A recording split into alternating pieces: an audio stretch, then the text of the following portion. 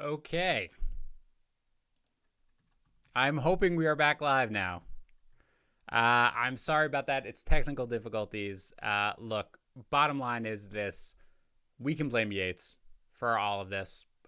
It's clearly his fault. It's supposed to be the two of us. I've sort of had to do this by myself. I'm the least technologically competent human being alive. I'm sorry about that. But we've got a lot to get to. I'm going to assume that anybody who's tuning into this uh, was was not able to hear me on our previous iteration of this live stream. Apparently it's YouTube's fault, but I don't really know. Doesn't matter. Bottom line is this: before we even get into it, right now, just before I came on, apparently Devonta Freeman is signing or has signed pending a physical with the Giants. Okay. That's not good for anybody. Okay, realistically, except Devonta Freeman if he were out there. Devonta Freeman does not immediately go to the top of my waiver wire list. Let's just get that out there, okay? This is one of the reasons why coming in, Dion Lewis was 10th. I'm looking at my waiver wire rankings now. Wayne Gallman was lower than that, of course, because you expected the Giants to do something about it, okay? It's not as if that, Dion Lewis, at this stage in his career anyway, is not capable of handling the load. Wayne Gallman was not even active last week. So we knew they were going to bring somebody in. Okay, Devonta Freeman was waiting for the right opportunity where he's going to get the most. That's fine. Devonta Freeman, if he's available, of course, add him. I'm not spending significant amount of fab on him. Why not? Well, let's talk it through. Number one, Dion Lewis is going to factor in. So is Wayne Gallman, most likely. Okay, you're not going to sign Devonta Freeman off the street. Wasn't all that good last year. He made up for it with how much he was involved in the passing game, but he wasn't all that good last year. You're not signing him off the street and giving him 20 carries a game. That's just not how it works. Even if the Giants were going to do that, okay? Even if they took it upon themselves and said, you know what, this is our guy. We have been waiting for this guy to take over and ready to go. He's not Saquon Barkley. And you saw what Saquon Barkley was doing behind that offensive line, and that was very little. And that's Saquon Barkley, maybe the most talented running back in the NFL, perhaps behind Christian McCaffrey. You want to throw Zeke in there? Fine. Devonta Freeman is not going to come in there and succeed in a team with a tough schedule. Don't forget it. I mean, this week, I know they're banged up, but it is against the 49ers. It's not a great schedule going forward. So do you add Devonta Freeman? Yes. Do you expect him to be the most valuable running back on the Giants? Yeah, I would. But this is not a guy who I'm excited about. He'd probably slide in fourth in my running back rankings. Let's talk about who the top four was. Number one, and the guy who should be on the top of your waiver wire list, in my opinion, is Mike Davis. Here's the deal. Christian McCaffrey is expected to miss 4 to 6 weeks with his high ankle sprain. He says he's going to beat that. He may. I don't really know. But at the very least, he's out a few games.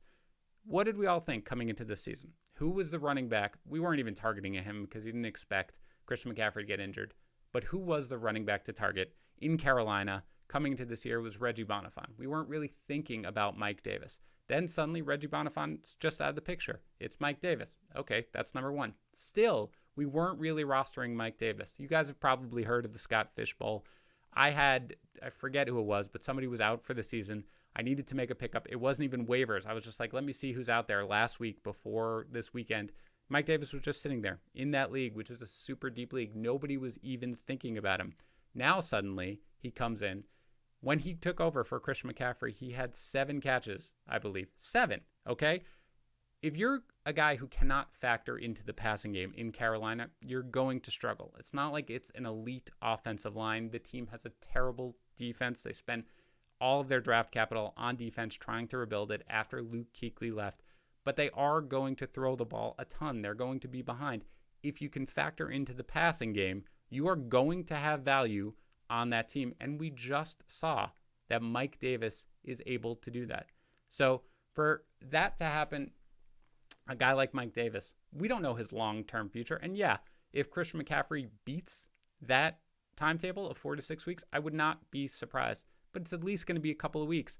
And right now, this is how I want your minds to go in the waiver wire world when you were thinking about fantasy football this year. We just saw all this carnage this week. Some of it is probably because of the lack of preseason games. You still have the COVID-19 situation where there are probably going to be players scratched. Stop worrying about what people are going to look like in 4 weeks, in 5 weeks, in 6 weeks. Worry about this week. Worry about next week. And that's why Mike Davis is a prime pickup. He's your number one pickup because he can be a difference maker. It's a bad matchup. We can't lie, okay? It's against the Chargers. It doesn't matter, okay? He's going to factor in. He's got to be the guy. And if McCaffrey can't recover, what if he's on the far end of the timeline, okay? He says he can do it quickly. What if he can't? What if it's 6 weeks?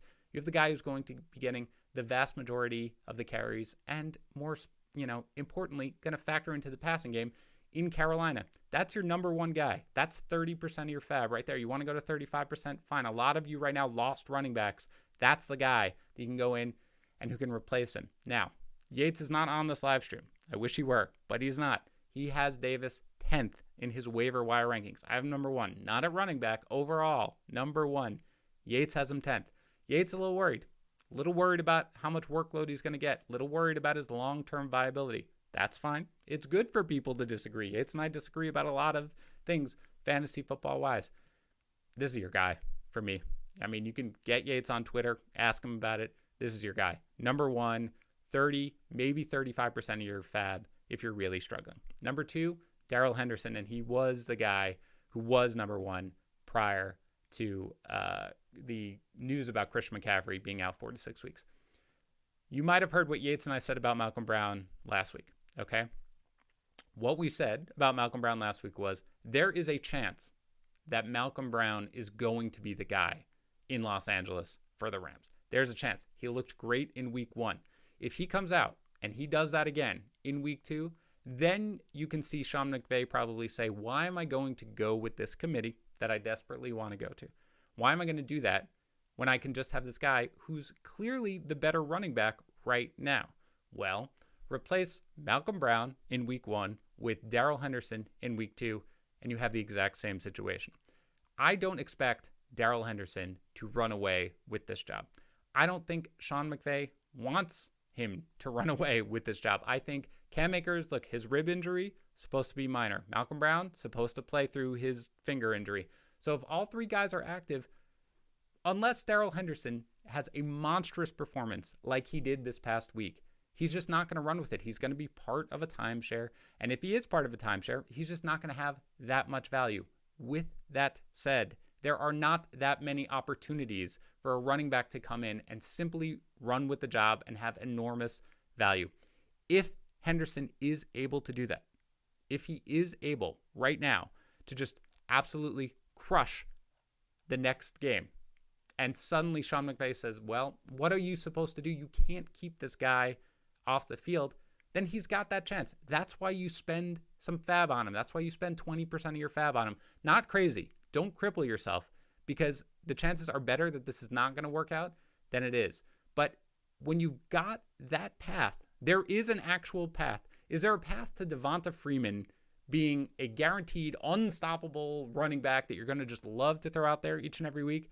Probably not. There is that with Henderson. It's not a great chance. It's not something that I would expect to happen, but it is a chance, and that's why he's my number 2 pickup, my number 2 running back, and my number 2 overall.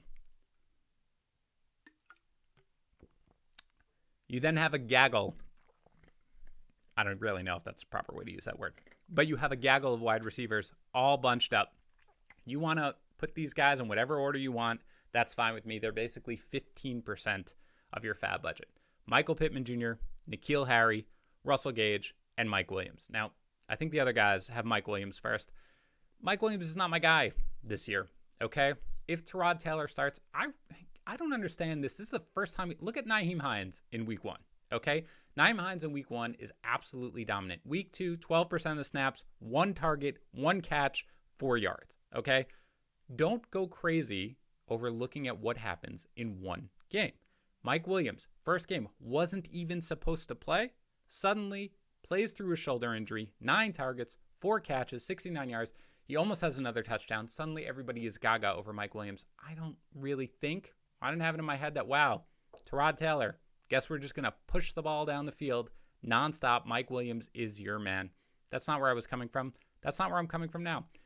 It doesn't matter to me that much if Justin Herbert is the starter or Tyrod Taylor is the starter, because I don't really expect either one to make Mike Williams a guaranteed locked-in starter for the rest of the season. I think you know what the Chargers want to do with the ball. They want to run it as much as humanly possible and rely on that really, really good defense, even without Derwin James. They've got no problem on that defense. They're going to want to play conservatively. Now, Herbert kind of opened up the offense a little more than I think we saw with Tyrod Taylor.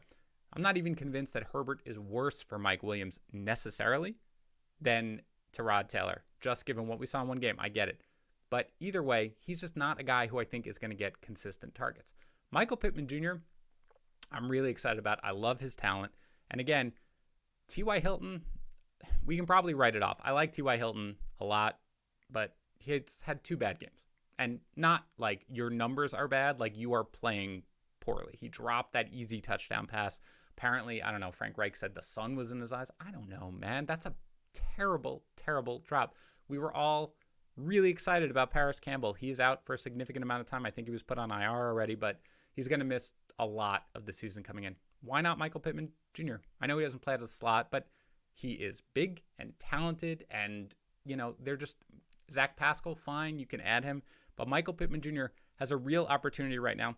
Phillip Rivers is not the Phillip Rivers of old. He's nowhere close to it, but he's also somebody who's not completely donezo. He's going to, you know, be able to get to his wide receivers. Given the opportunity, that's actually the guy that's highest on my list. That's third. N'Keal Harry, another guy I'm really interested in adding. He's getting the targets from Cam Newton, not overwhelming, but again, he is being involved. Him and Julian Edelman, we saw this weekend what Cam is able to do. He can air it out when he needs to. His shoulder looks fine. His arm looks fine. Yeah, he's going to run in a lot of those touchdowns, but he needs, we were talking about it on yesterday's Waiver Wire podcast with Joe Pisapia. He really needs the red zone threat because he cannot just keep sneaking the ball in every time. He will, a lot of it, but he needs somebody to throw the ball to. There really is nobody, okay? There's really nobody out there.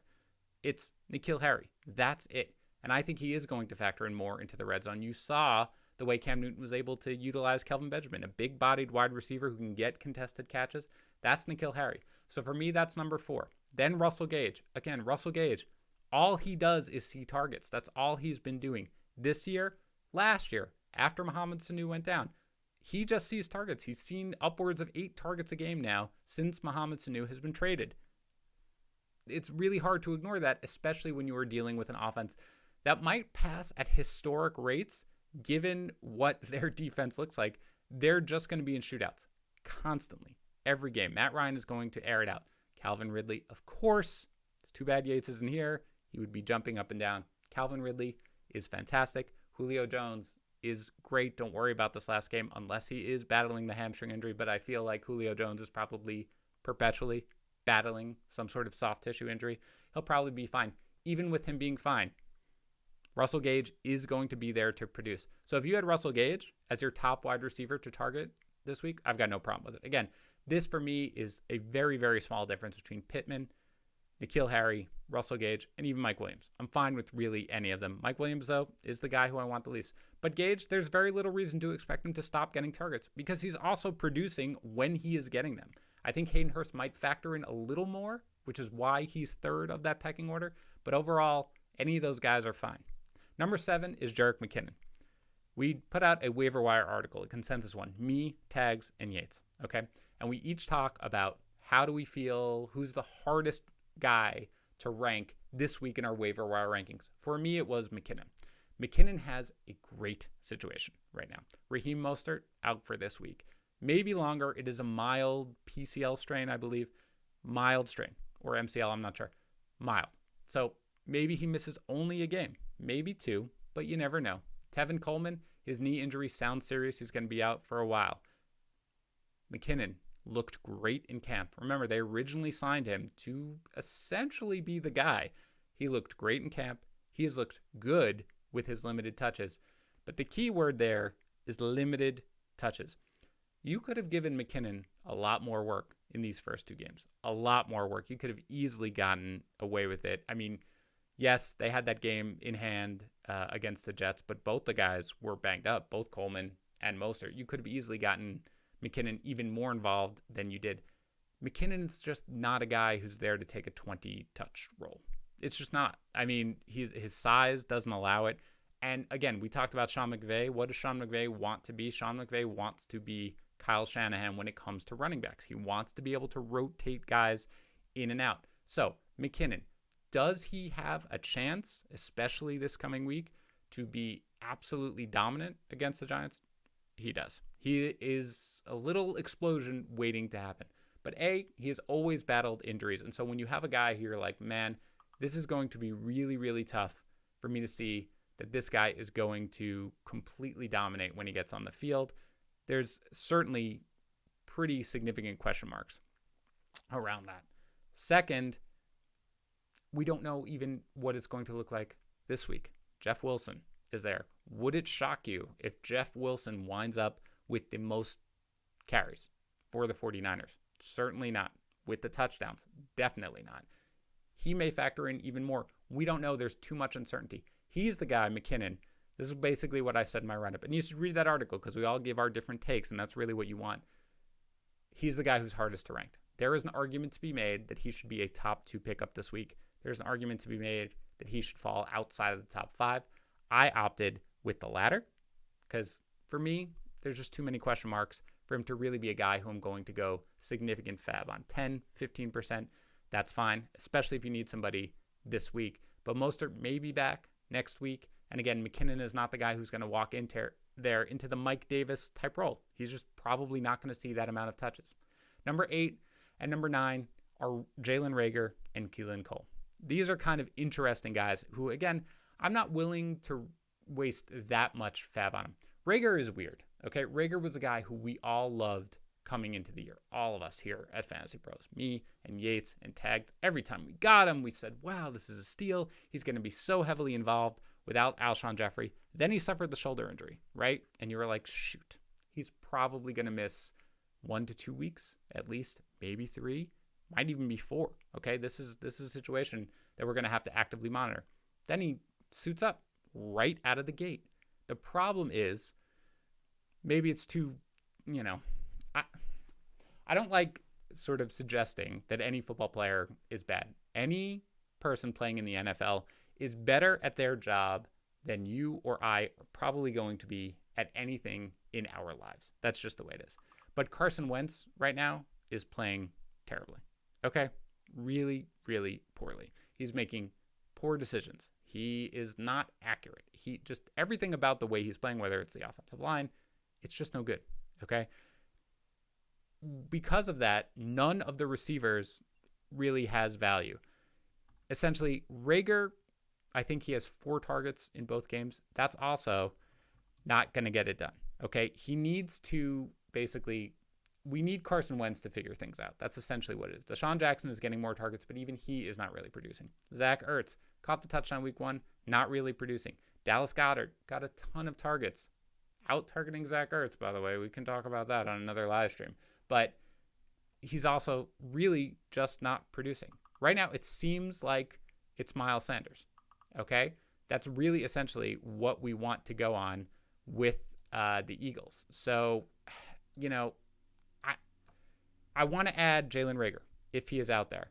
But I'm not exactly sure that it's a guy who I'm nearly as high on as I was coming into the season.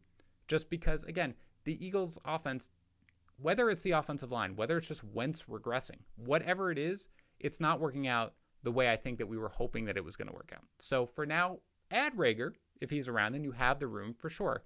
I do want to see what's going on with it, but it's not somebody that I'm targeting. Keelan Cole, he's right there. He is getting the targets. Gardner Minshew is playing really, really solid football. He's targeting the open wide receiver. He is throwing a ton because the Jaguars are obviously, their defense is not something that is necessarily going to be able to stop any opposing offense in the league. So Minshew is going to need to throw. DJ Chark's not getting the targets quite yet. He's got 7 targets. He's caught all of them. That's also, by the way, what it is. If you are a Jaguars wide receiver, you are going to be efficient, okay? You are going to catch most of your targets because Mitch is a pretty accurate deep ball passer. He was actually the most accurate deep ball passer in the league last year, or had the best passer rating in the league for throws above 20 yards in the air. And he's essentially doing it again. He's playing extremely well. So you want to go get a guy like Keelan Cole? I've got no problem with that. But these are 10% of your fab type of guys, okay? Minshew, by the way, another guy. I update my rest of season rankings. You can see them on the site. I do that on Sunday night a little bit into Monday. Right now I have Minshew 13th. That's a guy who you want him to be your QB1. I'm really okay with it. I was higher on him, but I talked about it on today's podcast. You're going to hear it later with Paige DeMacos. It was Minshew was 19th at the start of the season. I moved him to 16th last week. I moved him to 13th now. He's going to be around there once I finalize my projections for the rest of the season and I update them. But that's essentially a guy you can have as a QB1. I don't have him as top 10 on my waiver wire list just because I feel like there are a million good QBs. You can go with Ryan Tannehill and be totally fine. Drew Brees is obviously dropping down, but you can roll with him. You can still roll with Tom Brady. There's more than 12 guys who are capable of being your starter for the season. So if you want to add Minshew, I'm totally fine with that. I just don't have him as top 10 because I'm almost never going to have a quarterback as my top 10 guy because I think that there are a million of them. Let's very briefly talk about who is now my number 10. It was Deion Lewis. Now that they've signed Devonta Freeman, you could probably make the case for Devonta Freeman to be in there, to be the number 10 guy. But for me, I'm going to have Dalton Schultz. Now, we talked about this yesterday. It's a little bit different as to whether or not you're going to have Dalton Schultz or Drew Sample. Both of those guys are essentially, they're outside the tight end 1 range, but you are going to be able to start them. Schultz, I think he jumped 17 spots in my rest of season rankings after that game against Atlanta. I know it's against Atlanta. I get it. That's something where everybody's going to get a piece of it, except Michael Gallup, apparently. But Schultz saw 10 targets, caught 9 of them. He did fumble, but he had 88 yards and the touchdown. That's a guy. You know, we loved Blake Jarwin, and we loved Blake Jarwin for more than just his place in the offense, right? That wasn't just it. He was, he's not the most athletic guy, but they signed him to, a 4-year extension. They wanted him to be involved. He was one of the leaders in yards per target among tight end. So we like Jarwin not just for his place in the offense, but also the fact that he was actually a fairly talented tight end, not an elite athletic guy, but a talented tight end. It's not really what you look at when you're looking at Dalton Schultz. You're not like, ooh, this is the guy. Look how amazing he looks. But it's not like Jason Witten was this complete athletic freak when you saw him. Jason Witten, an incredible tight end. But it's not like he blew you away when you saw him running on the field. Dalton Schultz is like that, but again, they're going to pass. And, we've said it a lot. Jason Witten and Blake Jarwin combined for 124 targets last year. There is no Jason Witten now. There's no Blake Jarwin now. Those targets are going to go somewhere, even with the addition of CeeDee Lamb, because, again, Randall Cobb saw 83 targets or whatever last year. So there's room for all these guys. So for me, Dalton Schultz is my number 1 tight end that I want to add. But Drew Sample, if you ask Tags and if you ask Joe Pisapia, Drew Sample is their guy. You've seen Joe Burrow target the tight end fairly consistently throughout this entire season so far. And because he is, you no longer have CJ Uzomah, who's out for the season with a torn Achilles. Drew Sample has been involved, was involved after Uzomah. And was involved a little bit before him. So he is the type of guy who they're looking to add. For me, man, this is a tight end year that you don't need to be probably worrying about these guys. Jonnu Smith for me is still basically a low-end tight end 1. And I love Jonnu Smith, and I really hope Yates is not watching this because he'll be mad at me.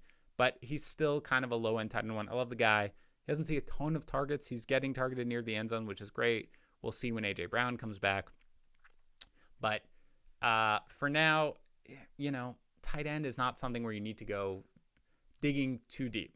But if you are struggling or if you're in a tight end premium league where guys are rostered everywhere, Dalton Schultz for me and Drew Sample. A couple other guys, Marcus Valdes-Scantling. Sounds like Devonta Adams' hamstring injury is minor. MVS is weird, okay? Because he, dropped a bad pass, and he has all these moments throughout the week where he just does things, and you're like, what are you doing? You could run with this job with Alan Lazard. He's fine to add. But if Adams is going to play and he's going to be healthy, it is a hamstring injury. Soft tissue injuries, you never really know what's going to happen necessarily with people. But in the end, you got to add MVS. It's okay to do so. It's just not one of the main targets because I think there's a long way to go. All right, we got a lot of questions here. We've been doing this for about a half hour. Again, if you're joining us now, I'm very sorry about the technical difficulties now. My understanding is everything's going fine, which can be attributed all to me and not at all to my video producer. I want that on record. So that's great. But what we usually do here is a half hour of breaking down our top 10 and then a half hour of taking questions. So we started this up again at 2:20. So we're about a half hour in. So we're going to be taking questions. Very quickly, I'm going to list my top 10 again for you. Number 1 for me with a bullet is Mike Davis. I will reiterate, Yates has him 10th. Bother Yates on Twitter, Kyle Y NFL if you want, no problem. But for me, he is number 1, and he's really the only one who I'm willing to spend significant fab on, 30 to 35%.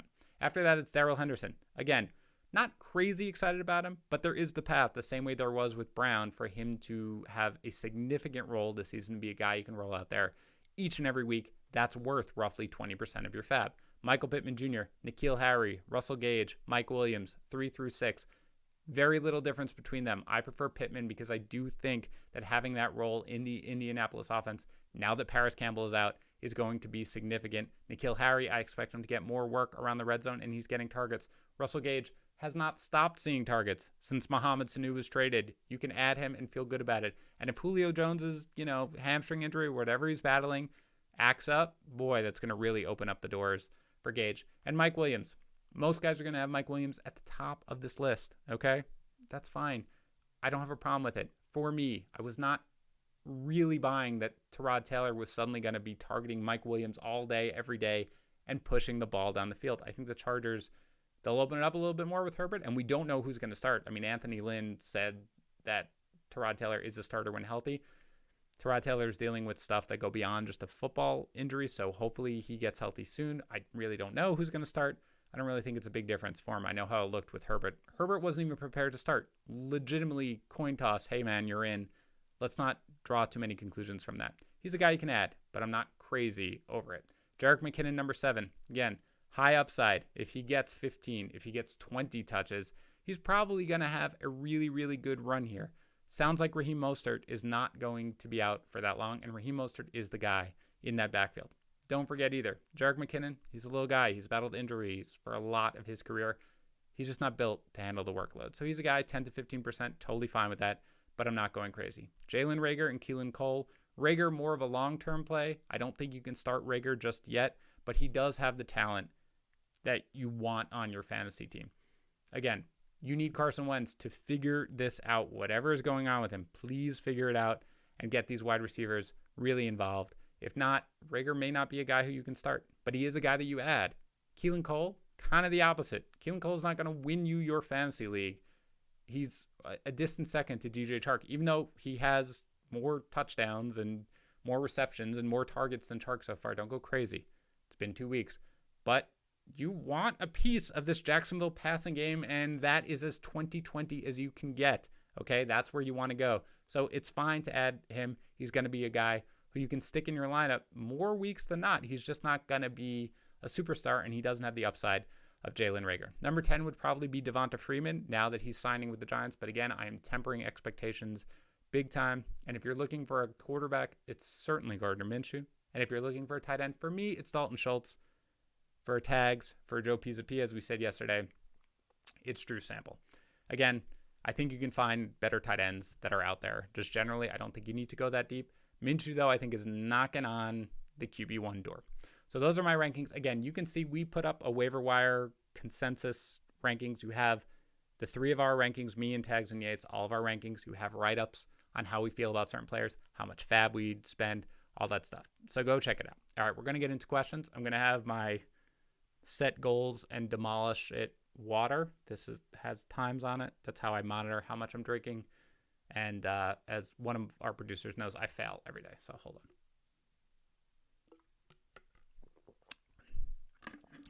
on. Okay.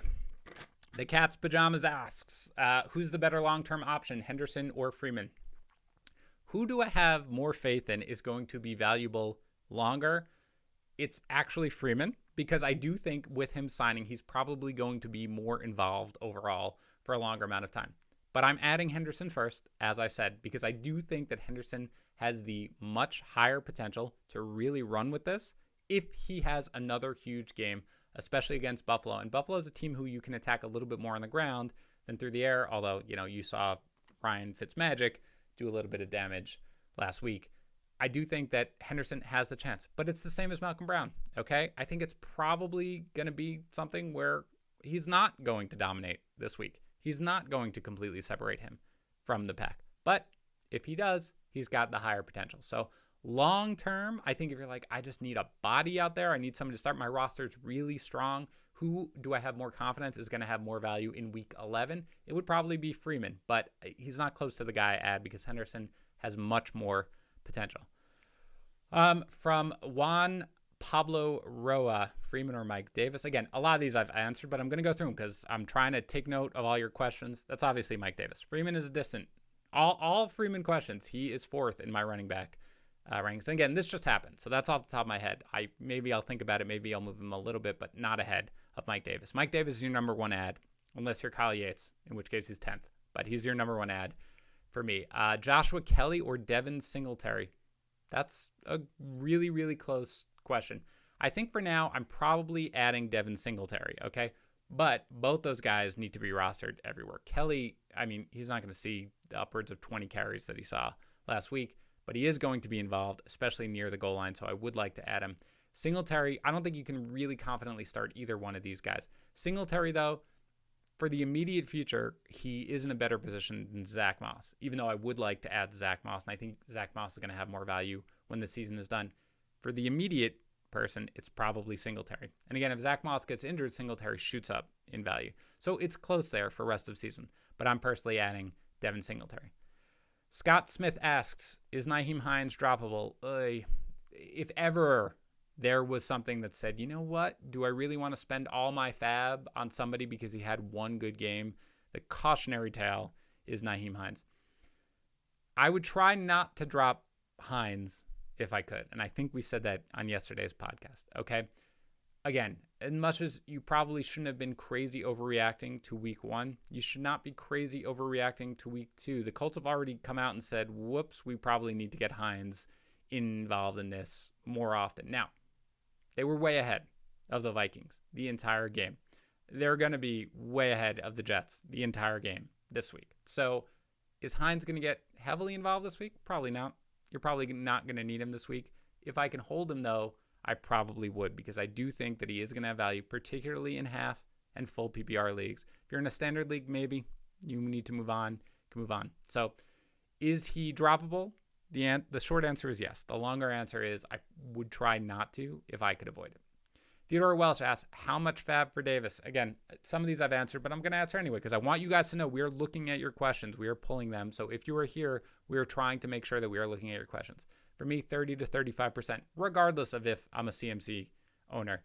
The one place where I struggle with it, and this is a place where I have Jonathan Taylor, I have James Conner, I have Josh Jacobs. Is this a guy who I want to spend 30 to 35% of my fab on, considering I probably can't start him right now? Probably not. So if you're in that situation, maybe, but you have to keep other people honest. You can't let him go for a song. And again, this is the difference maker for me coming in to next week, probably the next 2 weeks, probably the next 3 weeks, if not longer. Think about how much he factored into that passing game. If you have passing game chops, you're almost guaranteed to have value each and every week, especially with the Panthers, who are going to need that. So yeah, spend a big chunk of it. This is the guy, of all the guys in the first 2 weeks, this would be the one guy that I would be more than willing to spend a little bit of extra fab on. Mike Davis or Mike Gesicki from J. Kelly 2. It's a very good question, but Gesicki's not on the waiver wire list because he's rostered in too many leagues, but it's Mike Davis. I don't think Mike Gesicki is going to be a superstar. It was a great game against Buffalo, which, by the way, pretty tough against tight ends. It's not exactly an easy matchup, but tight end this year, it's just, I'm actually going to right now pull up my rest of season rankings for tight end, as long as I don't crash everything that's going on here. If I'm looking at tight end for the rest of the season in my half PPR leagues, you've obviously got, Kelsey and Andrews, Kittle, Waller, Ertz, Hunter Henry, Tyler Higbee, Jared Cook, Hayden Hurst, TJ Hawkinson, Noah Fant, Jonnu Smith, Evan Ingram, Dallas Goedert, Mike Gesicki. You've got tons of options.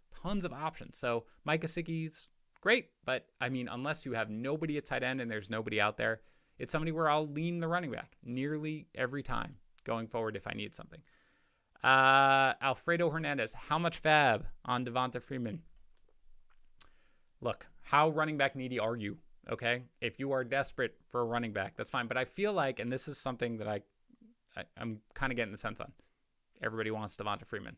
You had a running back go down. You have now signed a running back.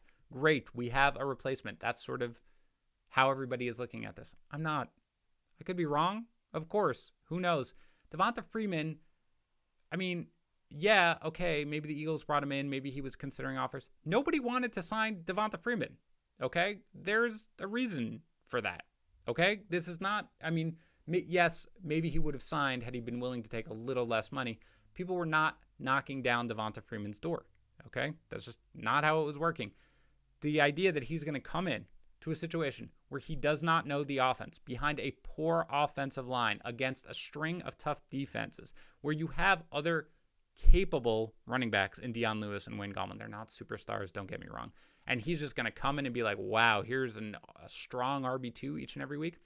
I'm not buying it. So for me, 10%, if you need a running back, that's it. Not somebody who I'm really willing to go after.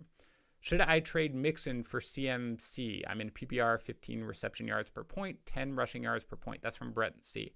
Should you trade Mixon for CMC? Right after I am done with this live stream, I'm going to go through and do a sweep of my rest of season rankings, and then I'm going to start building our weekly trade chart. Okay? I write an article. It's a trade chart. It gives a value for every person. My guess is that CMC is going to come in below Joe Mixon. So I would probably prefer Mixon, although again, I need to sort of get all the latest news, make sure I'm up on it, see exactly how it's coming out. My guess is that I will go with Mixon, who I think is a relatively, safe buy low coming in here. But it's also something that I think Mixon is the type of guy who you can roll out there each and every week.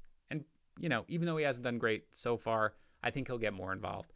With CMC, with the injury news, I'd probably prefer to hold Mixon. But again, I'm going to come out with a trade chart article. I will post it either tonight or early tomorrow morning. Also, we have tons of trade tools in my playbook, our trade analyzer, our trade finder. That will basically look based on the projections for rest of season and tell you whether or not you should make a deal. But for me, I would probably prefer Mixon in that scenario. Billy Onions. I like that name, Billy. Having trouble with QB. You drafted Wentz and Burrow. Big Ben is on waivers. So, again, for right now, my rest of season rankings, I believe I have Big Ben. Actually, I'm going to look at them because I pulled them up here. I should have Big Ben first of that group. Right now, I have Big Ben, then Burrow, then Wentz. It's not a huge difference necessarily. Again, I'm going to rerun my rest of season projections after this and tighten up the rankings. But right now, I have Big Ben, number one. Wentz is a guy who I clearly had number one of that group before the season started. I'm just not feeling it. Maybe he turns it around, maybe not. But either way, for right now, Ben is playing well. Not airing it out quite as much as he used to, which I think we all expected.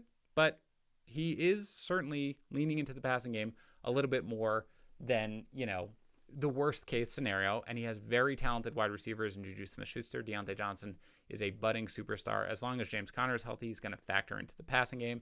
So he's just a little safer. The upside is with Burrow, okay? I mean, I don't think he's going to throw it upwards of 60 times a game like he's been doing, but with his rushing yards, the guys who aren't huge running quarterbacks, I mean, you think of, Lamar Jackson, right? And you're like, well, wonderful, I need that. Guys like Gardner Minshew, who's a guy, I talked about this before the season. Minshew's going to be the guy who's going to be like, I'm going to throw you in 20 rushing yards a game. And you think about that and you're like, 20 rushing yards a game. That doesn't do that much for me. No, it does, actually. It does a ton for you. It gives you that, it's an extra 50 yards passing or 60 yards passing, depending on your scoring, each and every week. That's a huge, huge deal, okay? And people don't necessarily realize that. Joe Burrow, I mean, he's really just, he's going to run. He's going to keep going. No matter what, they're going to be playing from behind. He's going to be airing it out. So he's the guy with the most upside. And when I rerun it, it's possible he'll come in above Roethlisberger. But for now, I would go Roethlisberger, then Burrow. And then Wentz. I hope I'm wrong. I have some shares of Wentz. Trying to make a deal for DK Metcalf. Not sure which running back to give up. CEH, Austin Eckler, Chris Carson, or Raheem Mostert. Certainly Mostert at the moment. I mean, yeah, his sprain is mild, but, we've seen that before. And Mostert has not exactly been the pinnacle of health. Next would be Chris Carson, but I think certainly not CEH, certainly not Eckler. All these guys are worth more than Metcalf. I love Metcalf. Receiver is just deeper than running back. If you have a running back who you can reliably sort of put out there and know that you're going to start each and every week, they just don't grow on trees. You've got to keep a guy like CH. You've got to keep a guy like Eckler. Probably a guy like Chris Carson. Raheem Mostert, because of the injury, I would certainly look to make that move for DK Metcalf, who, by the way, is just awesome. I thought he might be a little bottled up last week versus Stephon Gilmore, but he is just an absolute beast, especially if Russ is going to cook in the way he's cooking. So, yeah, I'd make that deal for Mostert. If you're really stocked at running back, which, again, if that's your team, you seem to be, then I might be okay with doing that for Metcalf. But overall, I'd probably prefer Carson to Metcalf.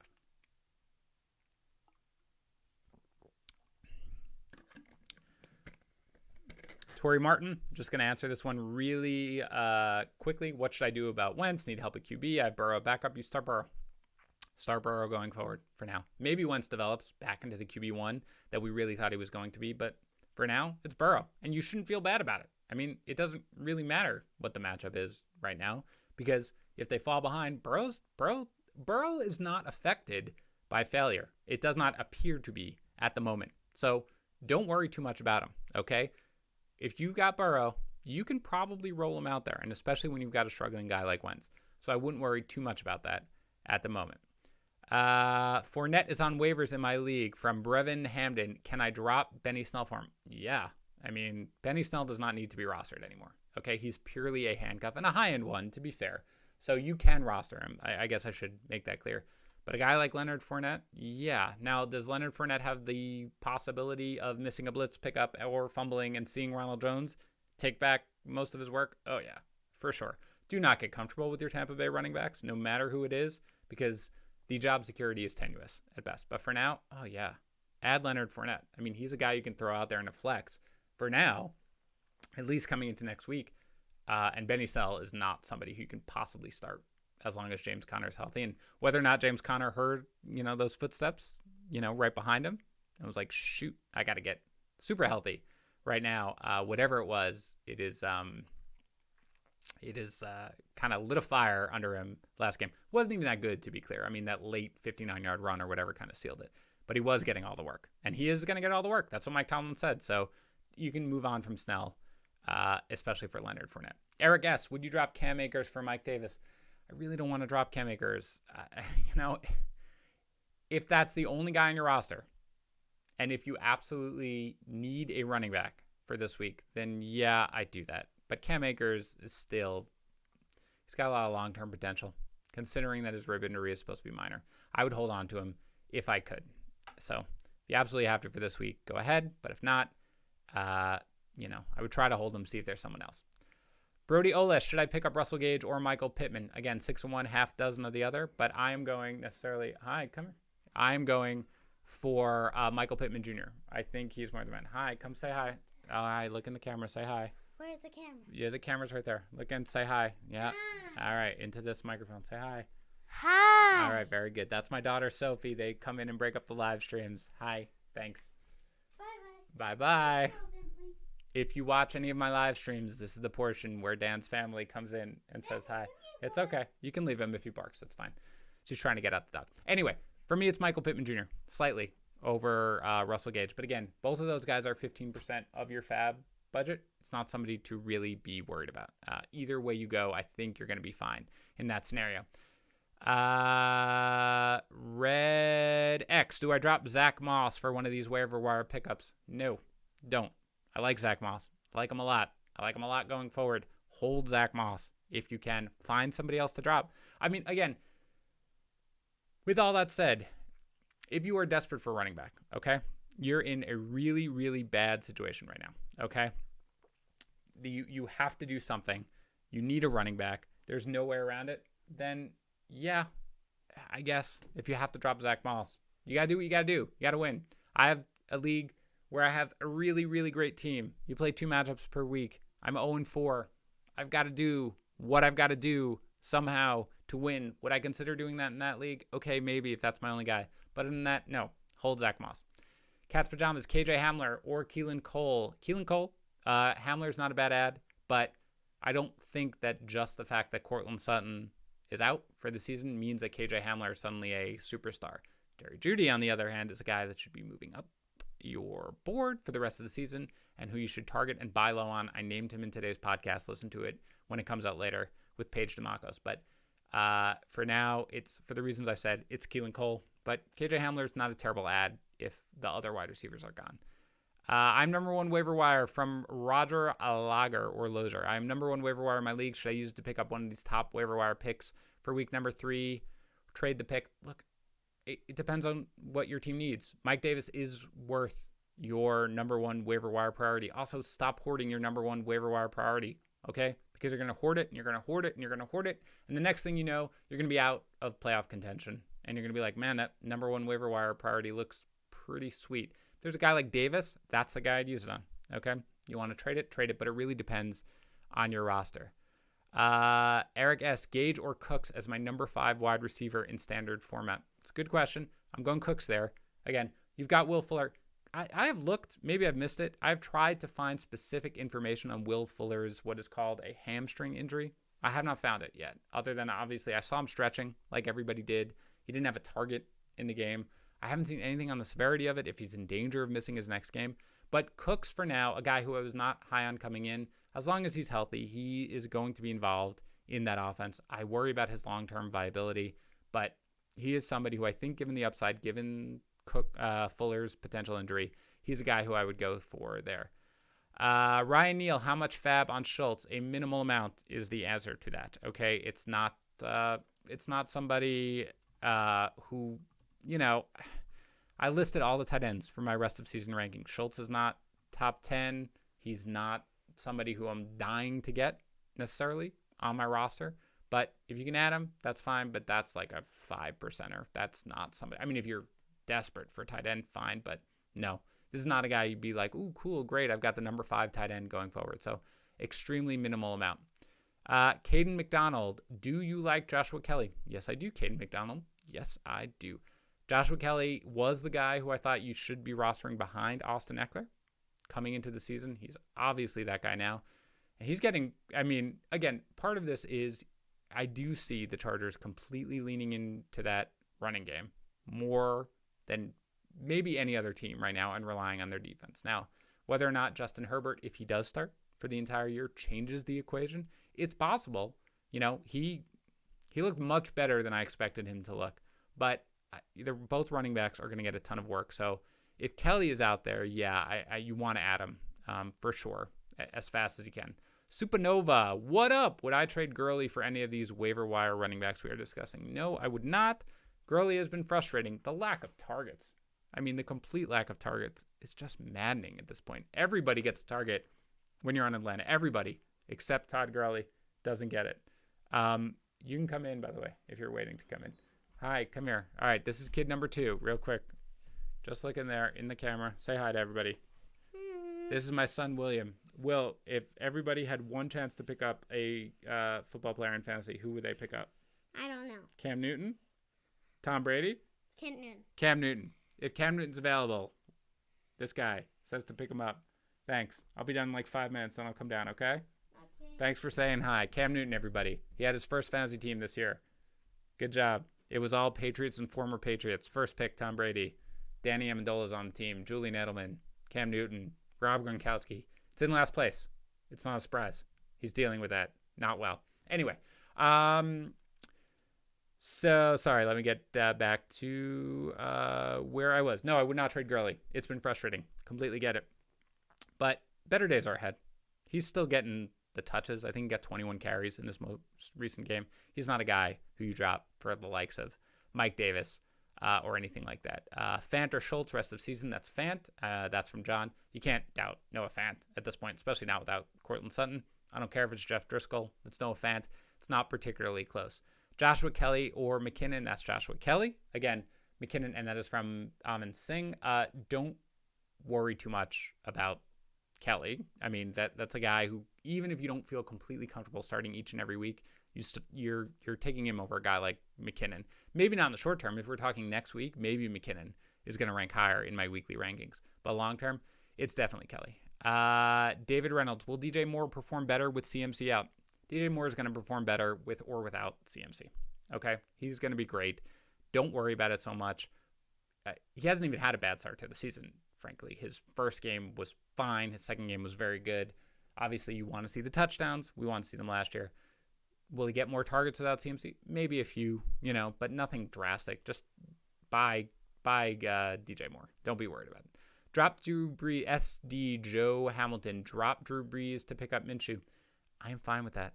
I have no issue with that. I don't know, man. I'm hoping this is not a Peyton Manning final season thing for Brees. Certainly without Michael Thomas, he's a guy who, you shouldn't be as excited about. But I'm fine with that. They're borderline QB1s at that point.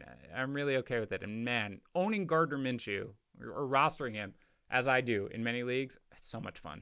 Because you just know he's going to do some crazy stuff out there, and it's going to be fun to watch no matter what. Should you trade Calvin Ridley for Clyde Edwards-Helaire 1-for-1? Yes, you should. That is a good sell. I love Calvin Ridley. Please, Yates, don't be watching and yell at me. I love Calvin Ridley.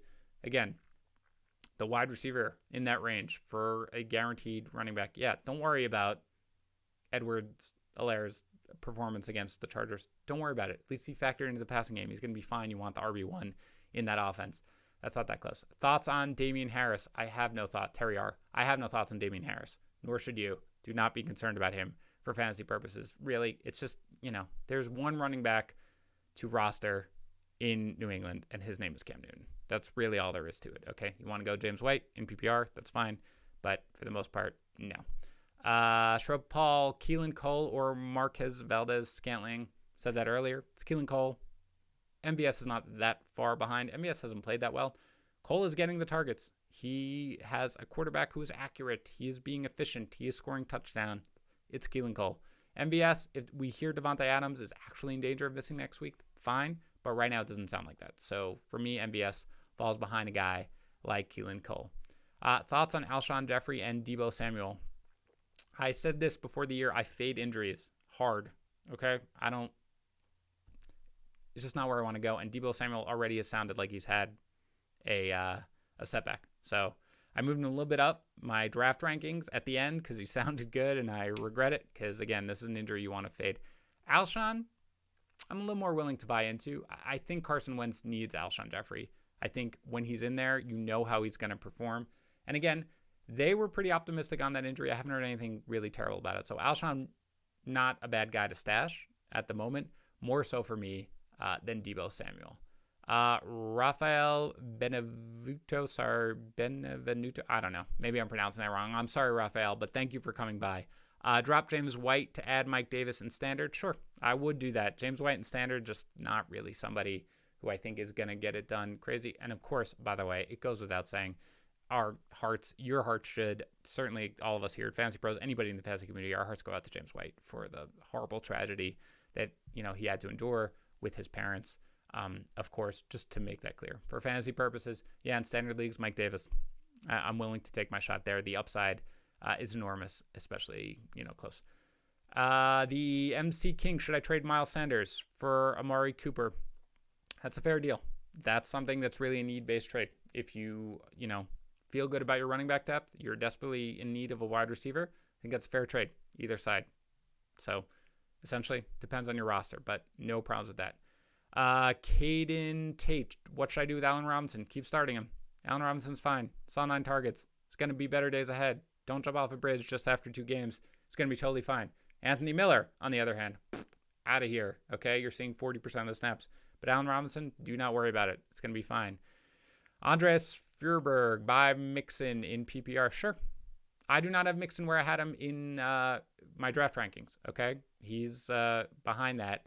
But he's still somebody who I think the perception of him is lower than what his actual value is. So for me, yep, I am buying Mixon in PPR. Not at a crazy price, but it's somebody who I'm definitely willing to take my shot on.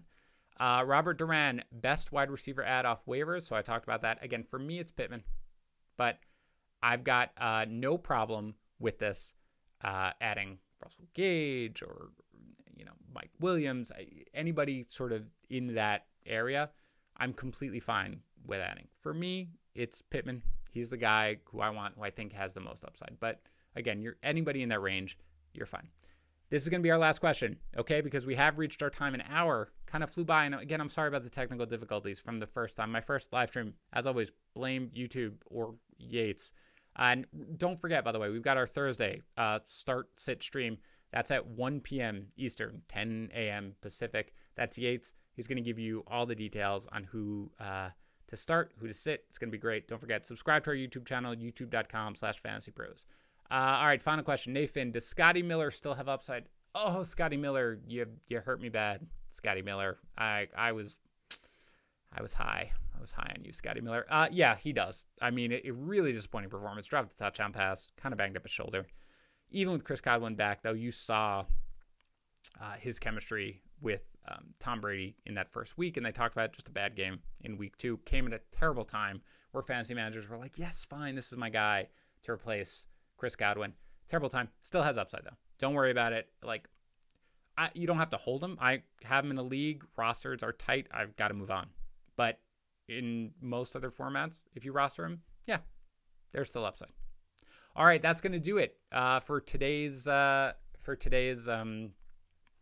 waiver wire live stream. Again, very sorry about the fact that Yates was not able to make it. He woke up feeling pretty under the weather today, but we will be back here together next week doing it. And so until then, thank you. Remember, Thursday start sit. Sunday mornings start sit. 11 a.m. to 12 is tags. 12 to 1 right up until game time is Yates. So make sure you subscribe. Make sure you click the notification button, and I'll catch you next week.